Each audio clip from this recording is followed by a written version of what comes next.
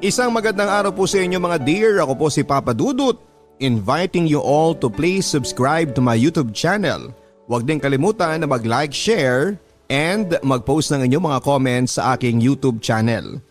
Nag-heart po ako, binabasa ko po ang mga comments ninyo at na-appreciate ko po ang inyong walang sawang suporta.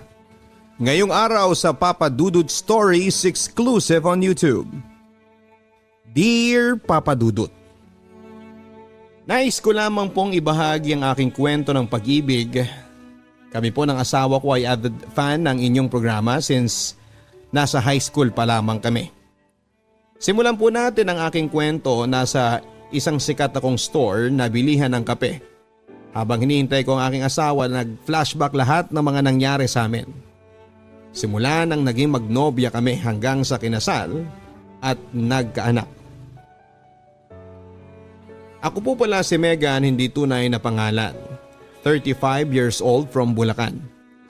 Asawa ko po ay si Francis, 36 years old, hindi rin niya tunay na pangalan.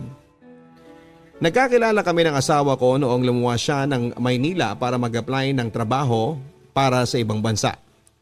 Ako naman ang time na yon ay nagtatrabaho sa isang agency. Hanggang sa nakaalis siya papunta sa ibang bansa. Niligawan niya ako year 2010, naging magnobyo kami. Hanggang sa umuwi siya year 2012. Ako ang sumundo sa kanya sa airport. Dumiretso muna kami sa bahay namin bago kami umuwi sa kanila.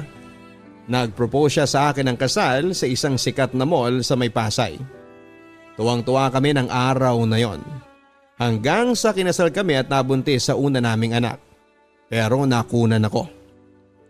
Iniisip namin na siguro ay hindi pa ito para sa amin. Huwag mawala ng pag-asa at bibiyayaan din kami ng ating Panginoon. Nagbuntis muli ako sa pangalawang pagkakataon. Umalis muli ang asawa ko papunta sa ibang bansa. Kasalukuyan akong 2 months pregnant noong hinatid namin siya sa airport. Hanggang sa nanganak ako ay wala siya sa tabi namin. Nag-celebrate ng binyag, birthday, Pasko, bagong taon at iba pang mga okasyon nang hindi namin siya nakakasama. Ganon talaga kapag OFW. Pero syempre para naman yon sa pamilya niya kaya siya nagsasakripisyo sa ibang bansa. Ako naman nagtatrabaho as supervisor sa isang recruitment firm sa Mandaluyong. Year 2015 may isang malaking problema ang dumating sa amin. Habang nasa ibang bansa ang asawa ko ay nagkasakit po siya. Paulit-ulit na lagnat hanggang sa magpa-check up siya hanggang sa na-diagnose siya na meron siyang AML o leukemia. July 2015 yon. Hindi ako makapaniwala ng panahon na yon. Sinisisi ko ang Panginoon, nagalit ako sa kanya. Kino-question ko siya, bakit asawa ko pa, bakit kami pa? Paano na kami? Paano na ang anak namin? Hindi ko kakayanin ang hirap at sobrang bigat ng pinagdadaanan namin ng panahon na yon, Papa Dudut. Ang dami ko pong tanong sa Diyos.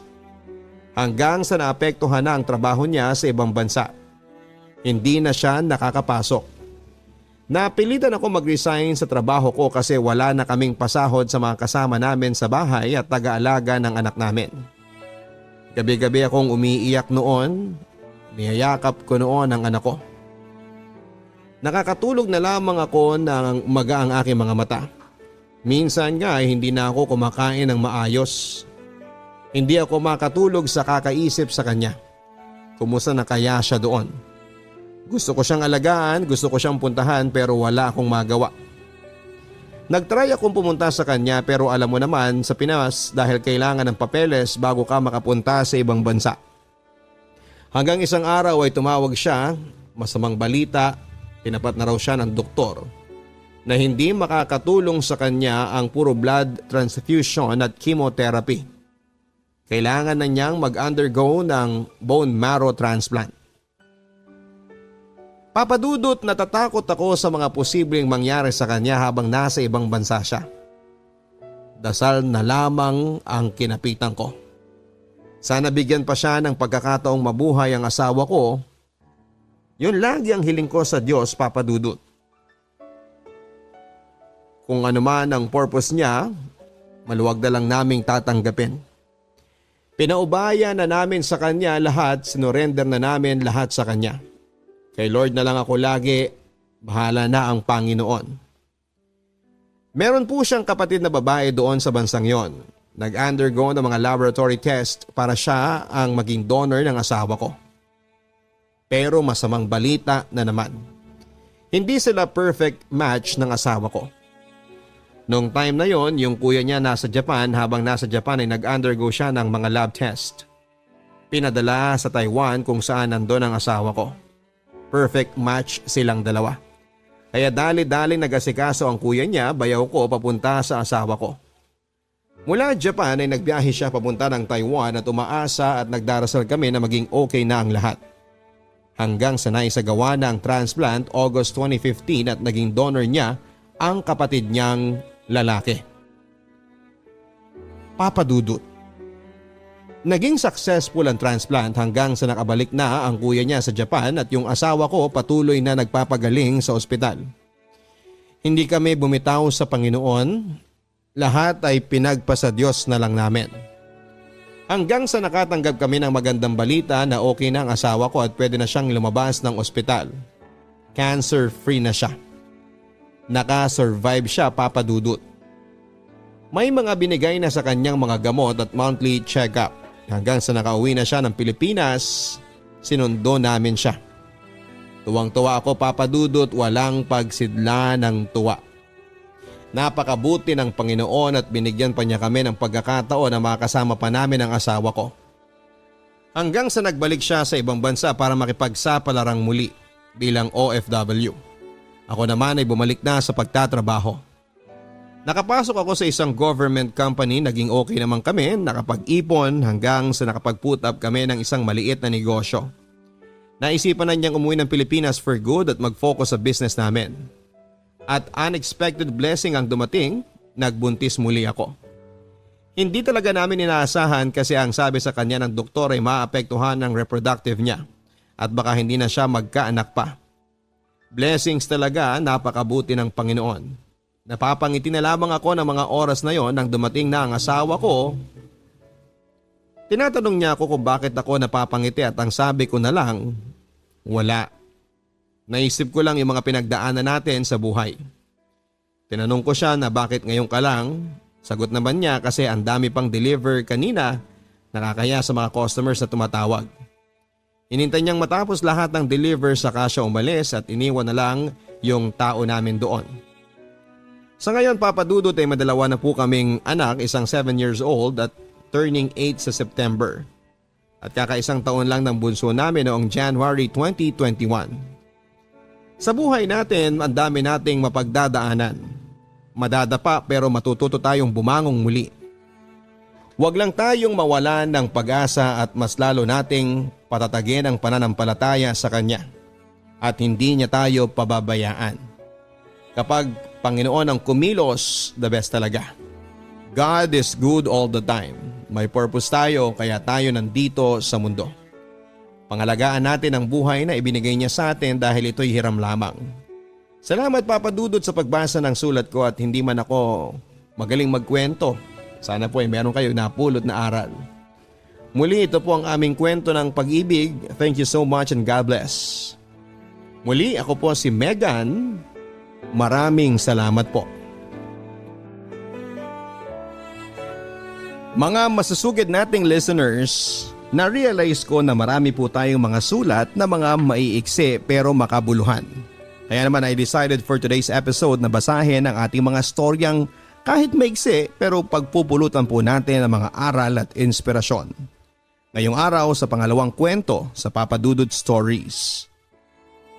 Dear Papa Dudut, una sa lahat ay isang magandang araw po sa inyo. Ako nga pala si Ara, hindi ko totoong pangalan. Lagi po akong nakikinig ng mga storya ninyo at sobrang ganda po kasi.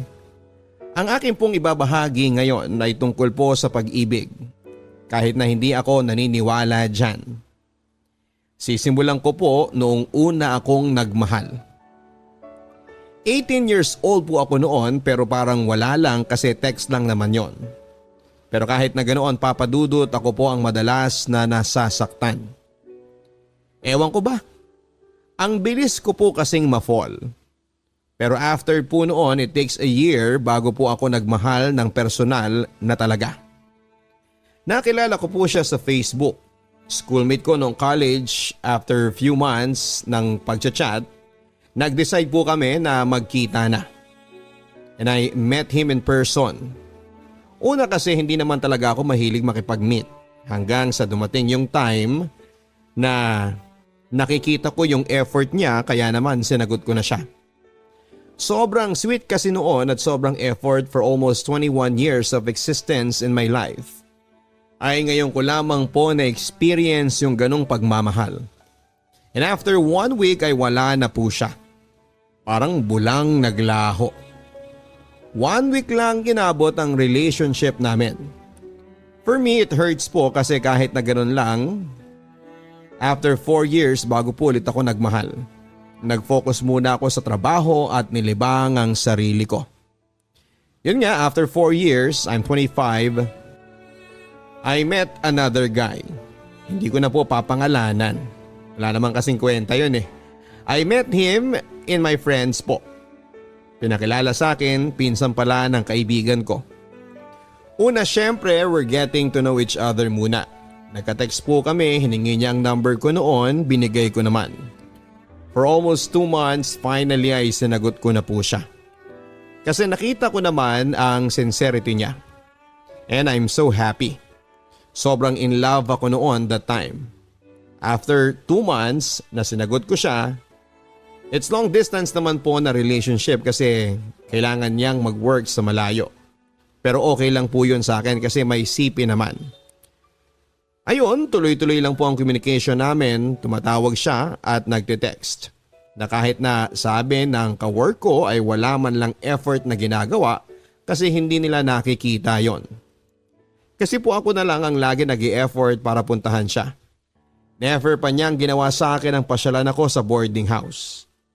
Sa tuwing magkikita po kami, ako talaga ang gagawa ng way para makita lamang siya. Para sa akin ay hindi ko napapansin yon kasi nga bulag ako that time. I'm happy po kasi sa family niya na pinakilala naman niya ako. Yung nanay niya ay okay naman po, pati tatay niya at mga kapatid ko po ay sobrang okay naman. Hanggang sa dumating ang ilang buwan na nawalan ako ng trabaho. Nag-decide yung mama niya na umuwi na sa kanila para po makapagpahinga muna. And after nun ay saka naghanap ng work. Kasi wala rin po siyang work nung time na yon. Andun lang ako sa kanila basta kapag wala akong work or nawala na ako ng work ay lagi lang ako nagpupunta doon. Para lang makita siya at makasama. For almost 1 month that I've been there ay marami po akong napapansin. Nung nandun nga po ako ay lagi naman siyang wala at madaling araw na kung darating siya. Ang saklap, papadudot. Parang pinaparamdam po niya sa akin na wala lang ako. Nandun nga ako pero hindi naman niya ako binibigyan ng time. Ang laging nire-reason niya ay nandun naman daw ako sa bahay nila. Magagala lang daw siya at magbabasketball.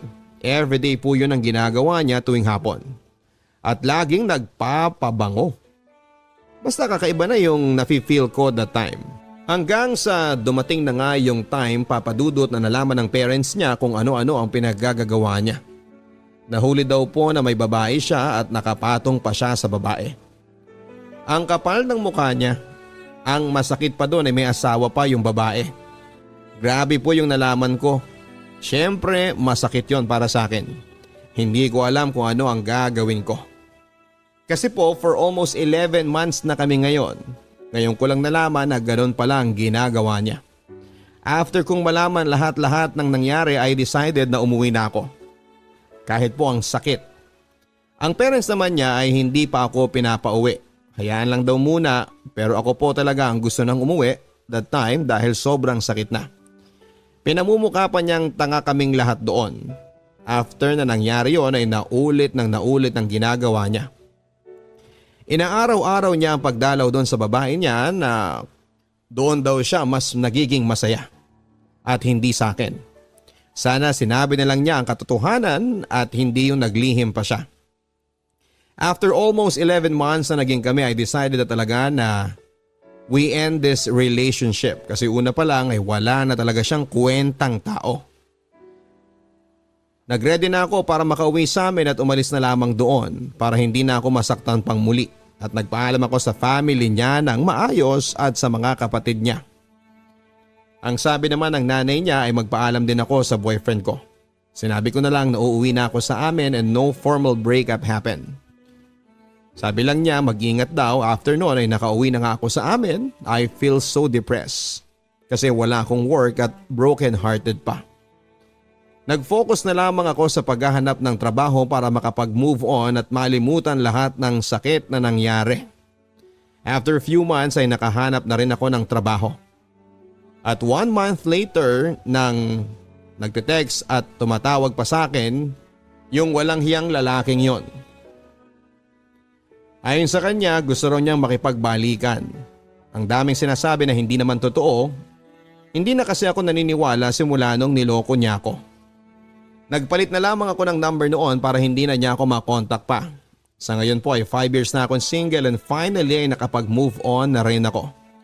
I am happy with my life kahit na lagi ako nasasaktan sa pag-ibig. Hindi na ako aasa na makakahanap pa ako ng taong magmamahal sa akin kasi parang lahat na lamang pag nagmamahal ako ay laging ganun lagi ang nangyayari, lagi akong iniiwan. Kaya nga okay na po sa akin na wala na lang.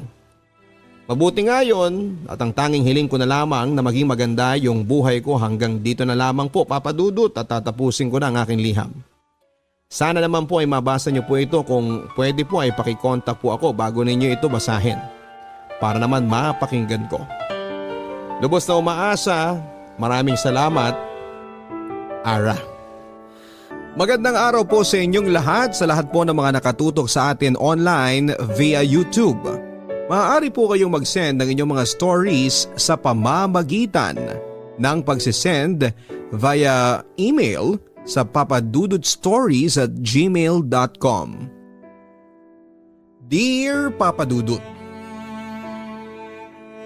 itago mo na lamang po ako sa pangalang Ariana. 23 years old, isang single mom. Iikot lang ang kwento sa huling pahina ng buhay ko ngayon na gusto ko nang kalimutan, Papa Dudut. Last year 2020 ay may nakilala ako, Papa Dudut, from my circle of friends sa isang networking company. Nakilala ko siya at itago natin siya sa pangalang Romualdo. Mabait, matipuno at nasa kanya ang gusto kong katangian ng isang lalaki. Hanggang sa nagkausap kami sa Facebook Messenger. Nagbigay ng motibo para magkita kami at dumating yung araw na yon na nagkita kami at may nangyari sa aming dalawa. Sa pangalawa naming pagkikita, Papa Dudut, ay nagdalawang isip ako na makipagkitang muli sa kanya. Dahil siya pala ay may anak na at asawa. Pero dahil at gusto niya at nagustuhan ko rin ay sinundo niya ako sa bahay at may nangyaring muli sa amin. Hindi kalaunan ay naging madalas na po ang pagkikita namin, Papa Dudut. Nagkapalagayan ng loob at napamahal na ako sa kanya. At alam kong napamahal na rin siya sa akin. Ngunit isang araw, Papa Dudut, ay may kinita ako, si Roy. Kinita ko si Roy kasi kailangan ko ng pera para sa 2 anak ko na may sakit.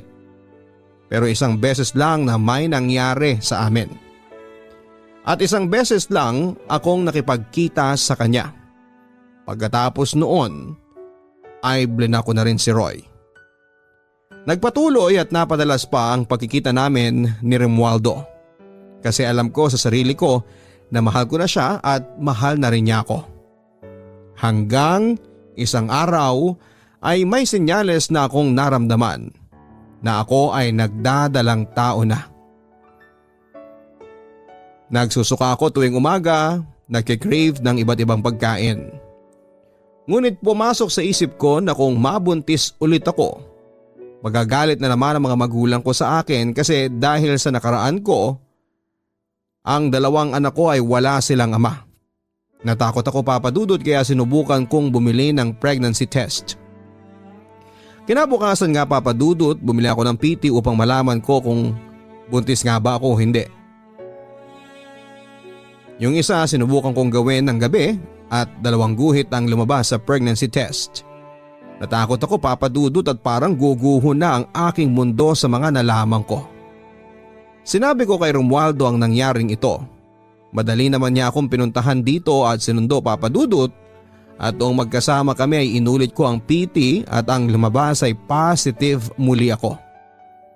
Hindi magkamayaw sa tuwa si Romualdo nang malaman niya na nabuntis ako. Sobrang tuwang-tuwa siya Papa Dudut at nangako siya sa akin na hindi niya ako pababayaan at ang magiging anak namin. Ngunit hindi rin matanggal sa isip niya at loob niya na baka malaman ito ng kanyang unang asawa kaya nagdoble ingat pa rin siya. Eto na nga Papa Dudut. Unang buwan ng aking pagbubuntis. Talagang hindi niya ako pinabayaan at mas lalo akong napamahal sa kanya. Nakakasama ko siya tuwing ako ay nagpapacheck up sa aking OB-GYN. Papa Dudut, kay Romualdo ko naramdaman lahat ng gusto ko sa isang lalaki. Lahat ng katangian na gusto ko ay nasa kanya na. Sobrang mahal na mahal ko na siya. Ika-4 na buwan ng aking pagbubuntis noon. Birthday ko Papa Dudut, niregaluhan niya ako ng cellphone at gamit ko pa sa ngayon yon. Alam ko Papa Dudut na napamahal na rin siya sa akin at lahat ng effort niya ay sobrang na-appreciate ko. Sa gitna ng aming pagsasama, meron ding dumating sa amin na parang isusuko ko na ang relasyon namin kasi baka mahuli kami ng asawa niya. Meron din kaming pag-aaway minsan pero mas nangingibabaw pa rin ang pagmamahal namin sa isa't isa. Marso nitong taon Papa Dudut nang mga anak ako sa aming anak ni Romualdo. Sinamahan niya ako sa ospital kasama ang aking ina.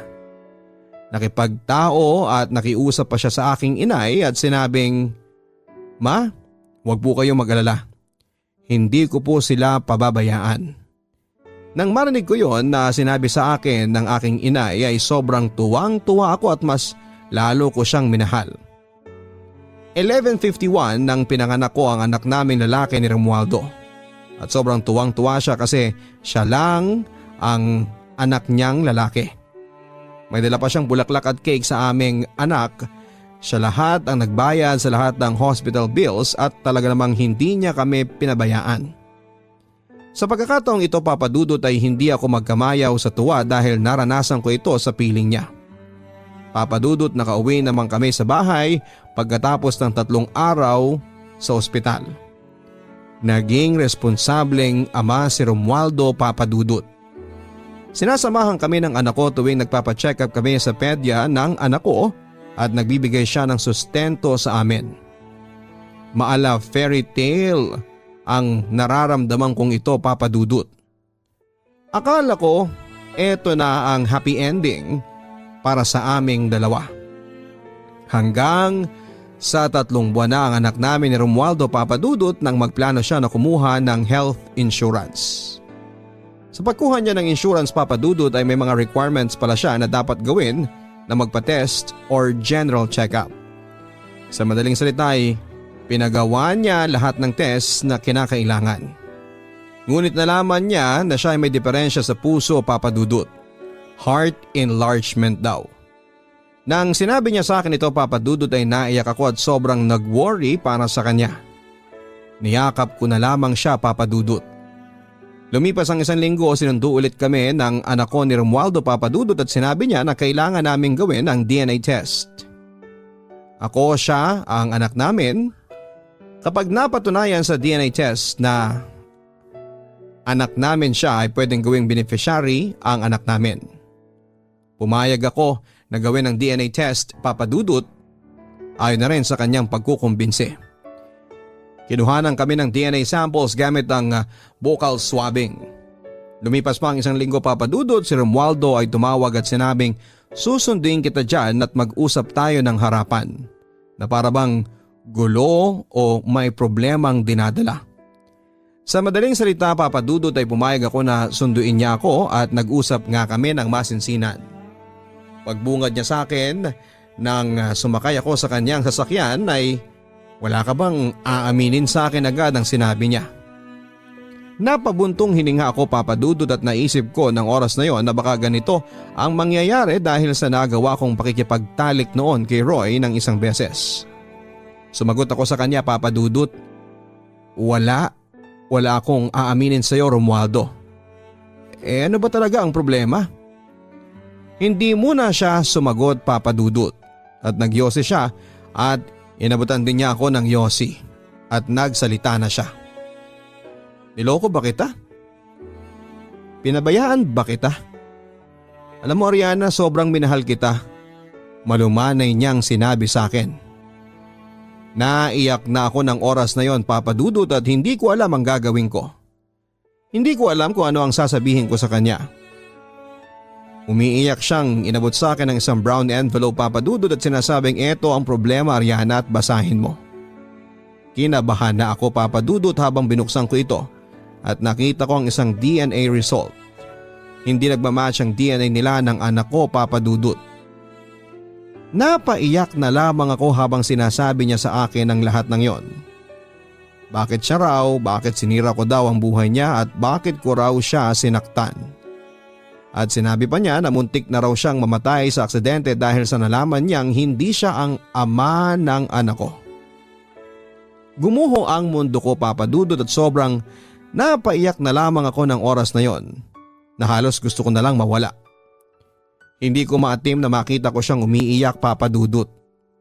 Wala naman sa intensyon ko na saktan at sirain ang buhay ni Romualdo. Akala ko siya talaga ang ama ng aking anak. Kasi isang beses lang na nangyari sa amin ang pakikipagtalik ni Roy. Inakala ko na si Romualdo ang ama ng anak ko kasi siya ang nakakasama kong madalas, papadudot, at nakakasiping. Habang nakikita kong humahagulhol sa iyak si Romualdo, sinubukan ko ding bumaba ng sasakyan. Hindi ko kasi matim na makita siyang umiiyak sa nagawa kong kasalanan sa kanya, pero pinigilan niya ako, papadudot.